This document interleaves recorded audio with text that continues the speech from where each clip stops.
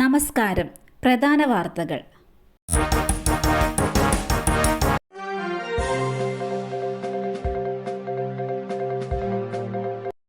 +1 seat പ്രതിസന്ധി. വിദ്യാഭ്യാസ മന്ത്രിയെ തള്ളി SFI.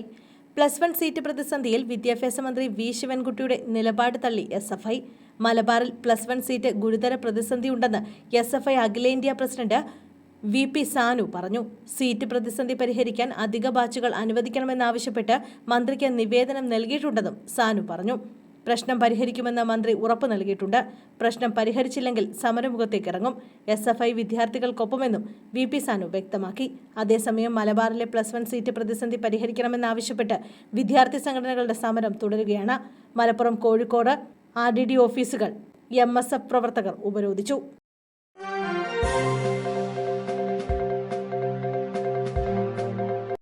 കുട്ടികളുമായി പോയ സ്കൂൾ ബസ് കുഴിയിൽ മറിഞ്ഞു. കോവളം മുട്ടയ്ക്കാട് റോഡിൽ പൈപ്പ് ലൈൻ ഇടാനായി എടുത്ത കുഴിയിൽ സ്കൂൾ ബസ് താഴ്ന്നു. മറ്റൊരു വാഹനത്തിന് സൈഡ് നൽകുമ്പോഴാണ് അപകടം സംഭവിച്ചതെന്ന് ഫയർഫോഴ്സ് അധികൃതർ അറിയിച്ചു.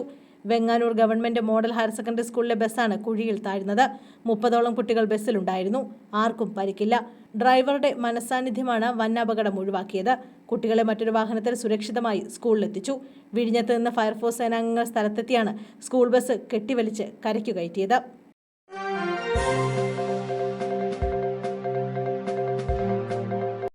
ഗേറ്റിൽ കുടുങ്ങി 9 വയസ്സുകാരൻ മരിച്ച സംഭവം. മരണകാരണം കഴുത്തിനേറ്റ പരിക്കെന്ന് പോസ്റ്റ്മോർട്ടം റിപ്പോർട്ട്.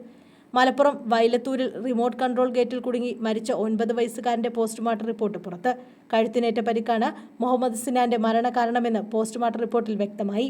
തിരൂർ ജില്ലാ ആശുപത്രിയിലായിരുന്നു മുഹമ്മദ് സിനാന്റെ പോസ്റ്റ്മോർട്ടം നടന്നത്. 2 ഭാഗത്തു നിന്നുള്ള സമ്മർദ്ദത്തെ തുടർന്ന് കഴുത്തിനേറ്റ പരിക്കാണ് മരണകാരണമായതെന്ന് പ്രാഥമിക പോസ്റ്റ്മോർട്ടം റിപ്പോർട്ടിൽ പറയുന്നു. കഴുത്ത് ഒടിഞ്ഞിട്ടുണ്ടെന്നും റിപ്പോർട്ടിലുണ്ട്. ഇന്നലെ വൈകിട്ട് 4 മണിക്കാണ് മുഹമ്മദ് സിനാൻ എന്ന 4ാം ക്ലാസ്സുകാരൻ ഗേറ്റിനുള്ളിൽ കുടുങ്ങി മരിച്ചത്.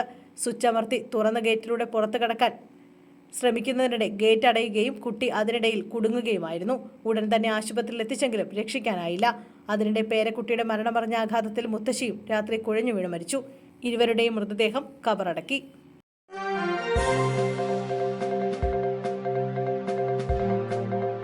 വീട്ടിൽ അതിക്രമിച്ചു കയറി ലൈംഗിക അതിക്രമം.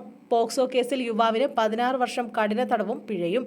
പ്രായപൂർത്തിയാകാത്ത പെൺകുട്ടിയെ ലൈംഗിക അതിക്രമത്തിന് വിധേയമാക്കിയ കേസിൽ കൊല്ലം പോരുവഴ ഇടയ്ക്കാട് ഒറ്റപ്ലാവില തെക്കേതിൽ അഖിലിനെ അടൂർ അതിവേഗ സ്പെഷ്യൽ ജഡ്ജ് T മഞ്ജിത്ത് 16 വർഷവും 9 മാസവും കഠിന തടവിന് ശിക്ഷിച്ചു.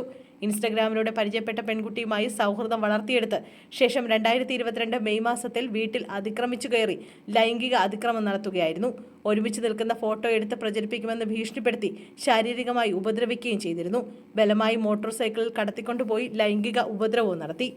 ഏനാത്ത് SHO ആയിരുന്ന PS സുജിത്ത് രജിസ്റ്റർ ചെയ്ത കേസിൽ പ്രോസിക്യൂഷനു വേണ്ടി special public prosecutor advocate P Smitha John ഹാജരായി. പ്രതിയിൽ നിന്ന് 85,000 രൂപ ഈടാക്കും.